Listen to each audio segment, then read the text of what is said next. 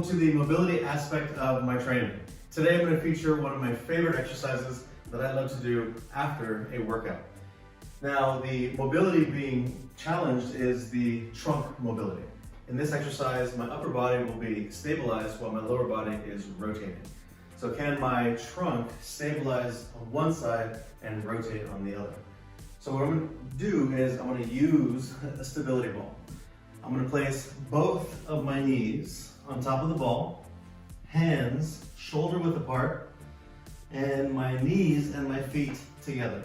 When I rotate my lower half, my feet are going to be stacked, so I'm not moving my legs. I'm going to rotate my lower half all the way down so that my hip touches the ball. I come up, I come down, and I come up. I want to inhale on the way down, exhale on the way up. So that's a good start for this exercise. Once that becomes easy, then we want to slowly progress to the next progression. The next progression would be one leg as opposed to two. So I'm going to place the knee on top of the ball, hand on the ground, hands directly under my shoulders, and the leg that's off the ball is straight. I'm going to rotate my hips so that my leg stays stacked. I don't want to bring my leg over here because that's counterbalancing the movement. I don't want to counterbalance. I want to challenge the core, stability, rotation, and mobility. Same thing, I want to inhale, exhale on the way up. Now there's another progression. Once that becomes easy, then we're going to go rotation to the inside. Same thing, knee on top of the ball, hands on the floor. Now I'm going to rotate to the inside. This leg is going to bend as I come down. I don't rest the knee on the floor, I don't rest my body on the ball, and then I rotate back up. Same thing, I inhale on the way down.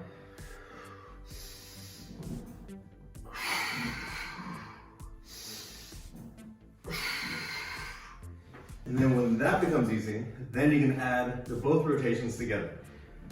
Knee on top of the ball, rotating to the outside, coming back up, rotating to the inside.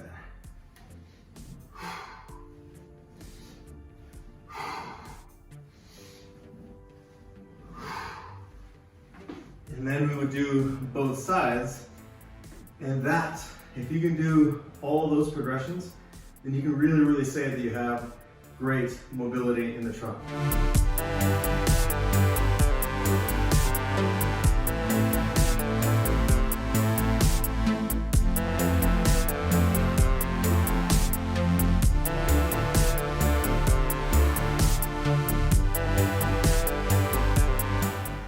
So, week number 2, the whole reason I wanted to really want to come up to Tahoe outside of visiting my mom is really get the experience of outdoor or open water swim. So I got my wetsuit on. I'm going to check the temperature of the water, see how it is. I'm not going to get too crazy. I'm just going to swim out, feel comfortable, come back, see the difference between the pool and the in the open water. I'm very excited, so stay tuned.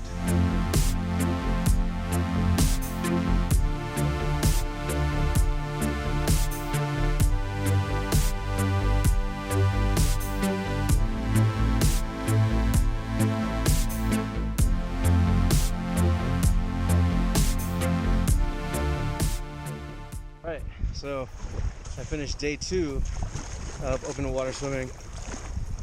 Obviously a lot harder than I expected. I think the biggest hurdle, this is gonna sound very crazy, but the biggest hurdle I'm having is not paying attention to what I'm seeing through the goggles. You know, when I go in the pool, I just see the lane. When I'm down here, I see rocks, I see beautifulness. Now, I know the water's clear, not everything's gonna be as clear as this, but you know, not coming from a swimming background, open water-wise, it's I'm always looking around the rocks to see what's behind them, or I'm looking for a shark, even though I know I'm in freshwater. But that's just how crazy my brain feels. It's just the inexperience. But I think with more experience, I'll definitely have more comfort. Starting next week, November 4th, 5th, and 6th, I'm headed to Vegas for my one-on-one training with the swimming coach. And we'll do, several hours in the pool, and then on the last day, we're going open water swimming. So it'll definitely be a different environment than this beautiful Lake Tahoe weather or water. But I'm curious to see the differences between today and once I have a little bit more formal training. So that's just a little update of day number 2 on week 2. Let me show you what this water looks like, because it is beautiful.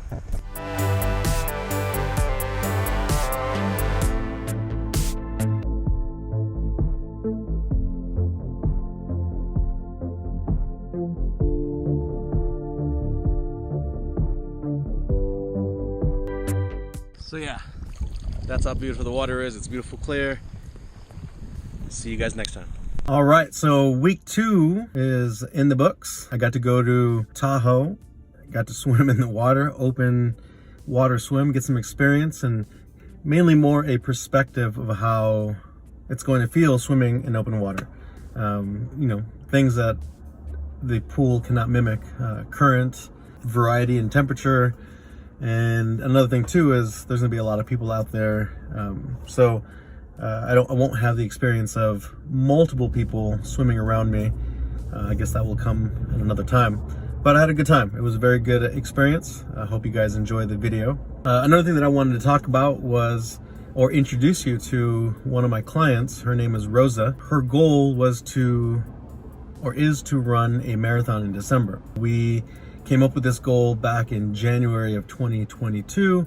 She surprised me and wanted to do a marathon, and so we're running it next month in December. It's a little bit over a month, December 2nd. No, just a little over a month.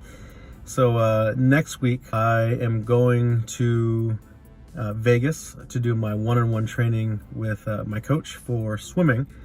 But I also wanted to introduce you to Rosa, and because of her, I'm on this track to do a marathon, which then made it easier for me to choose to do the Ironman next year. So thank you for Rosa to have the goal to run a marathon, and I want to introduce you to her. We will show you some videos of her exercising, and then in December when we run the race, we'll have footage of us running the race together. But I wanted to make sure that I introduce you guys to her. That'll be next week. We'll make some videos and have a little interview with her. And we'll also have some video of my training lessons in Vegas. I hope to see you guys soon. I hope you guys are enjoying the video so far. And see you guys next week.